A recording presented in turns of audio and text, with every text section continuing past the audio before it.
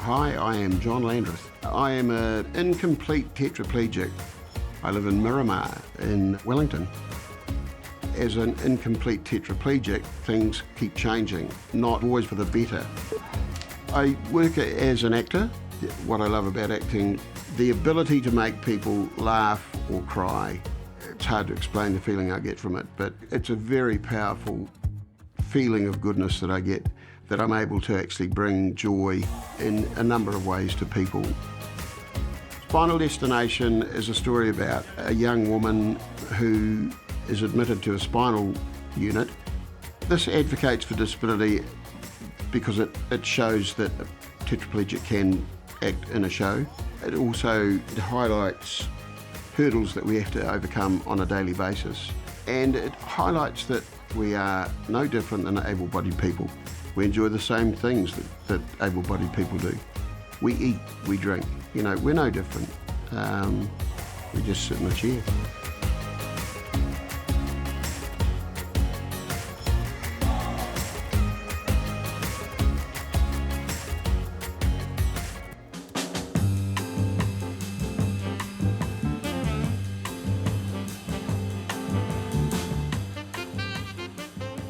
I am a tetraplegic and I have a C4-5 brake dislocation.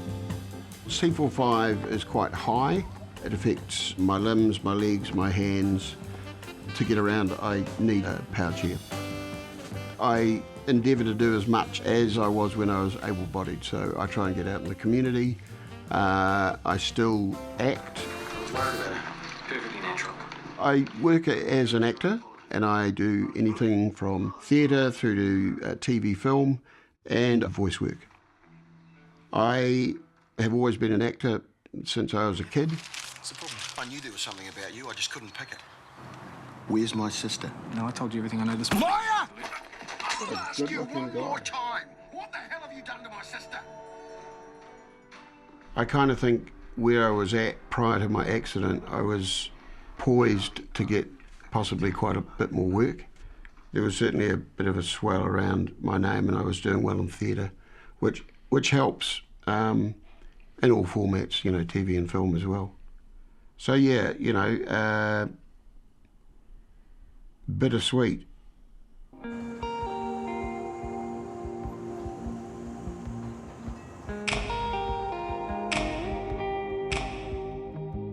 The circumstances around my injury, they're a little bit sketchy because none of the partygoers have visited or got in contact with me to elaborate on what actually happened. But my partner at the time has been able to piece together not exactly what happened, but it's fair to say that it's a blueprint of how not to have a serious spinal cord injury. So I was at a barbecue of my partners and my friends.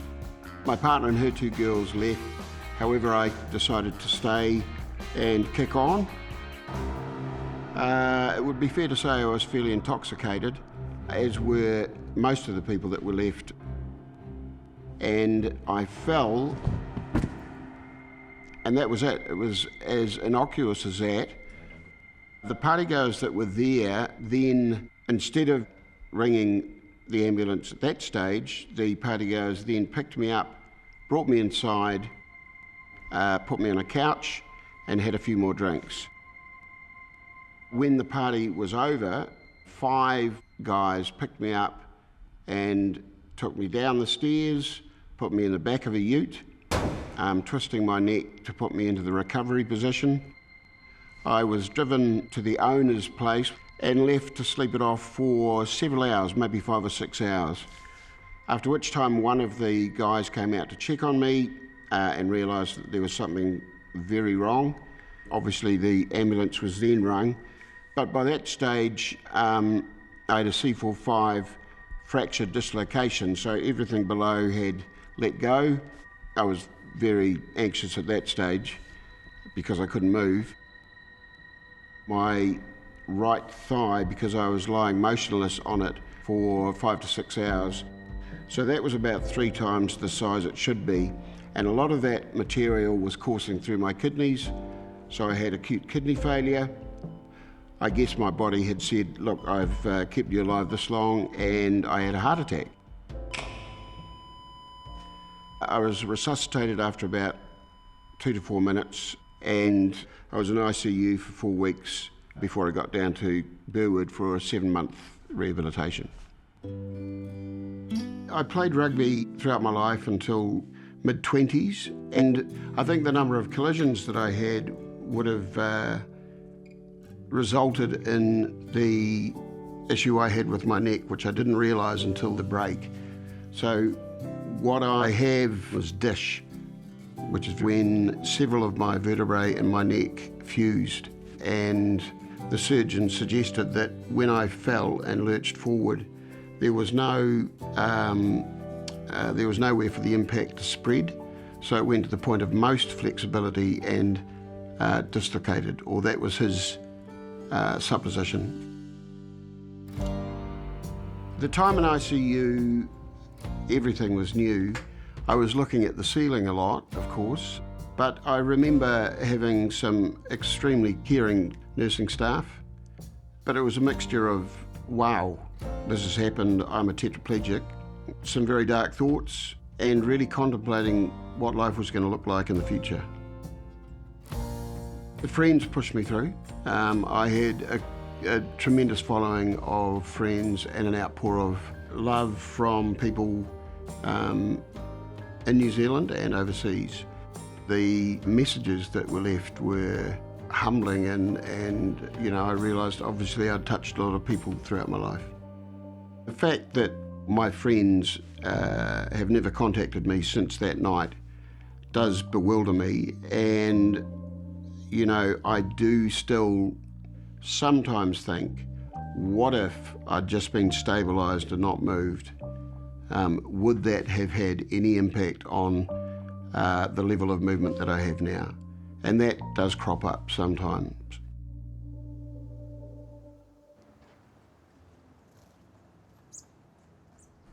Okay, yeah. Thank Christ for that. Thank Christ for that. That woman is relentless. Then Robin comes in. Christ, kid. I asked you to do one thing. John, you should be ashamed of yourself. What is your problem? You are my problem, woman. Why don't you take the hint? Why don't you stop being an asshole? When you stop harassing me. At the moment, Matilda and I are running lines for a series that's going to be on Neon early next year called Spinal Destination. Is the name of your character John? John, yeah. Oh, okay. They made it easy for me. I helped write it and act in it. The lead is a woman who's paralysed, but the medicos aren't entirely sure why that is. If that were true, you wouldn't be so upset about Dan. Well, she deserves better than this idiot as well. Now, the production's going to be in Auckland for a month, so I've never been away from home for longer than 3 days, really, so I want to get back to acting, and I was very, very keen on doing this. One thing.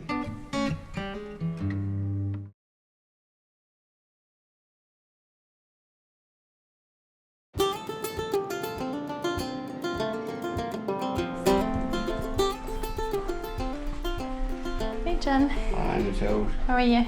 I'm not too bad for a Monday morning. Good. Should we do some passives? Yep, absolutely. Matilda's one of my carers. She does Mondays and every other Friday evening. I wish she could do more. But Matilda's here to assist me with my daily routine, which is getting up, going to the toilet, having a shower, breakfast.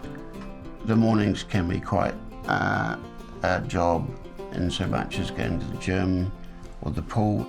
We're doing passive movements on the limbs, so it lubricates the joints, keeps the joints from getting too stiff, and generally I think sort of kind of wakes them up a little bit. I understand Burwood continues to do them, but a lot of hospitals overseas have decided to let them go because apparently there's no scientific evidence to suggest that they're of any benefit. But if you ask me, and if you ask any other tetraplegic, I'm sure they'd say the same. So it's really quite a nice way of waking up. I enjoy Wellington. You know, it's one of the best little cities in the world. But there are as many inaccessible cafes and restaurants as there are accessible ones, which can be annoying, and it can only be the matter of one step up to get in. A lot of my friends' houses, unfortunately, aren't accessible, but a number of them are endeavouring to make them accessible for me so that I can visit. Hey Harriet, how are you? Thank you. How are you going? Not too bad. We're at my local cafe. They've normally got my coffee ready. They always put the hole from the top in front of me, so I can pick it up like that. Depending on how cold it is, depends on how closed or open my arms are, and away I go. And you see, it's labelled John. They know exactly who I am. Prior to the injury, I had many years in hospitality. I've owned 3 different businesses. Was a coffee maker of repute. I really miss making coffee. It's one of the things I miss the most because I can't use my hands completely to make coffee. It used to give me so much pleasure to see the fact that I was able to give people pleasure making coffee.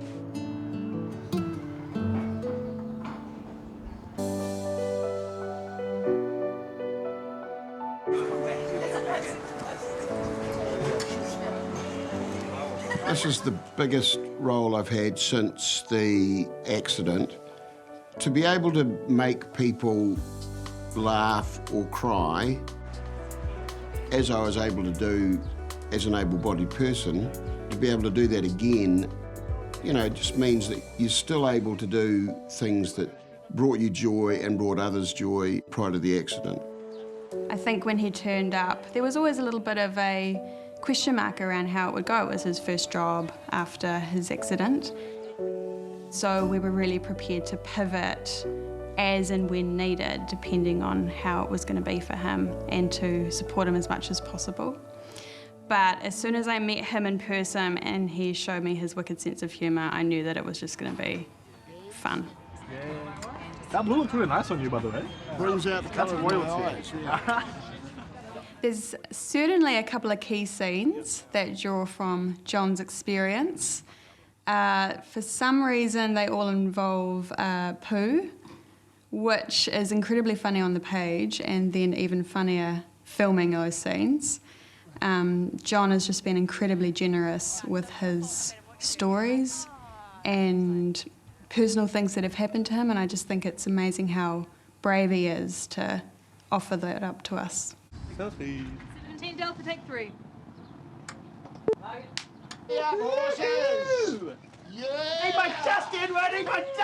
I would say it would be comedy first and foremost. I know it's strange to say something set in a spinal unit is comedy, but there is so much comedy in it.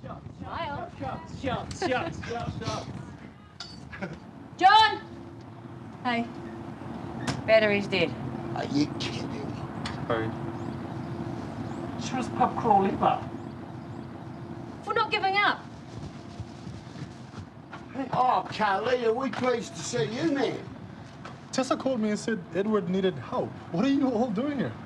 We're going to the pub to celebrate Ed's birthday. Have a drink. Good to go? Onwards. Onwards, that's right. Come on. What's your point? Yay.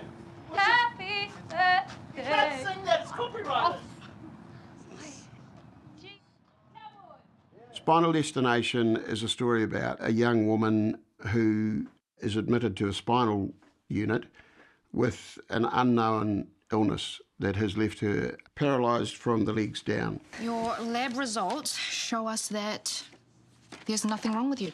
So a lot of the characters, and mine included, the people she met, the alliances she made, the friends she made. You should do an article on the health benefits of marijuana.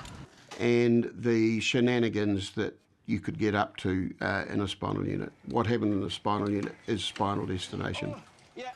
I think it's gutsy, it's about time. Just move, John! I hate it here!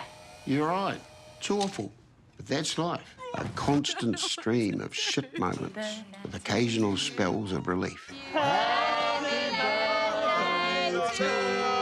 The world we live in now, you know, inclusivity is becoming a very important part of everybody's lives, you know, and I think people are more aware of things, and it just makes everybody, disabled and able-bodied people, more aware of the trials and issues that a disabled person might come across every day.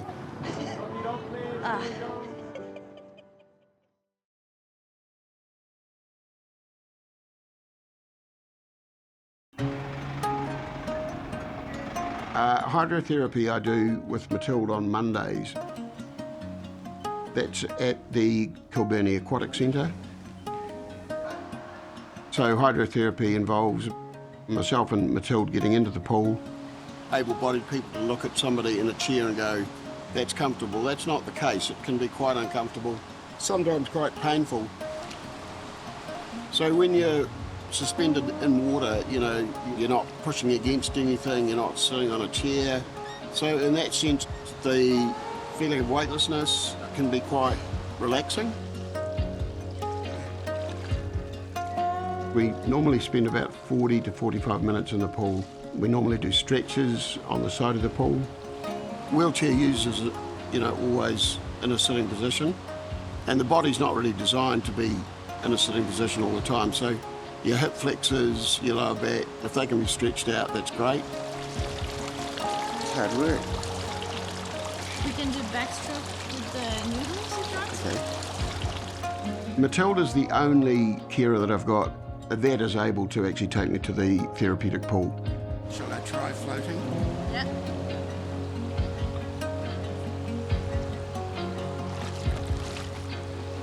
She's tall enough, confident enough in the water, and has worked out ways of getting me in and out of the pool on her own. She will actually help me walk. She'll give me some stability, and I'll walk the length of the pool. The fact that I can move my legs and walk makes me feel good. It makes me feel that there is still gas in the tank to continue that kind of exercise.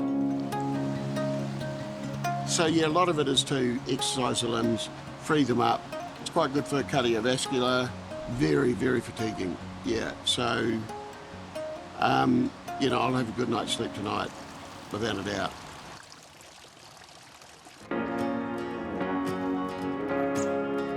So we're going to start this episode with the how long it takes you to get ready in the morning compared to someone else. Yeah.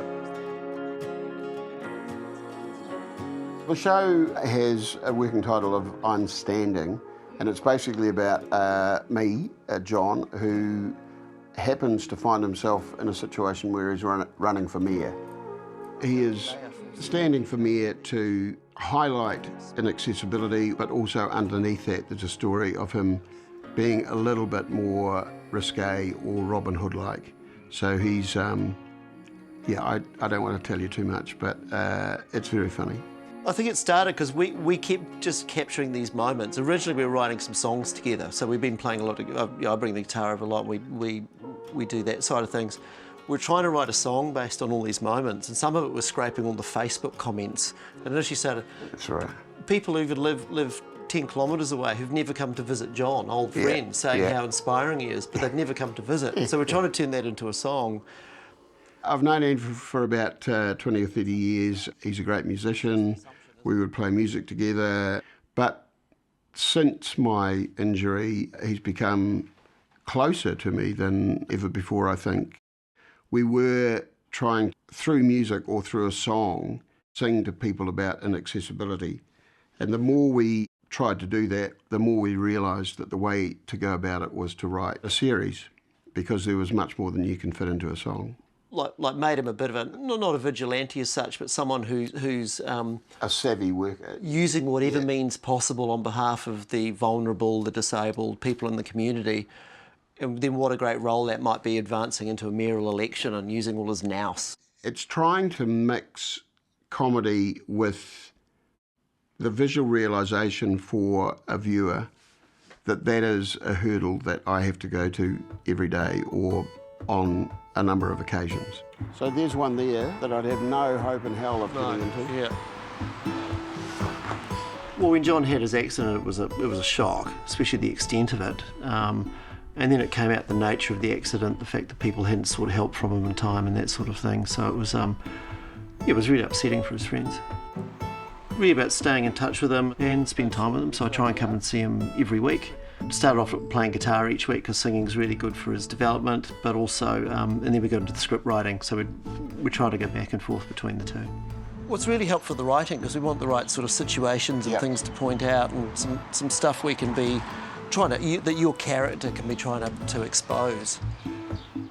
It's really stiff. Oh, that's a heavy door, isn't it? Is that open? Yeah, it is. Funnily enough, recently built accessible toilets were some of the least accessible toilets I've ever experienced. It doesn't stay open. No. You had a few levels. You couldn't hold the door open. The door was really heavy. We want to find examples of places that we can use in the filming, but also, you know, get an idea of how prolific inaccessible places are in a city like Wellington. See, now, one thing, Pank, now, I've got core, but if you didn't have core, you'd fall forward into your chair. So I know several tetraplegics that would find that problematic unless they had somebody with them to hold them back. Today's been really good, so it'll help us in writing the show. No. Oh, here you go. You wouldn't get into this place for your hair design. Do you ever come to terms with an injury like this? It's a question that I've asked other people in shares. Yes, I have, but every now and again I will wake up. If I'm daydreaming, I'll suddenly have a thought and go, oh, bugger me, I'm a tetraplegic. So I kind of have and I kind of haven't. And it certainly wasn't the way I was hoping to have my twilight years. What have I learned? The concept of live in the now, you know, enjoy today because you never know what might happen tomorrow. It's shown me that a lot of things that you think are precious really aren't. I've learned to be patient. I've learned to give people chances, give people an opportunity to learn. For example, carers and support workers. I've learnt the meaning of FOMO. You know, that leads to do as much as you can for as long as you can. But I've learned also that, you know, friendship is above all really important in my life. And I think it's one of those things that, you know, everybody probably would attest to as well.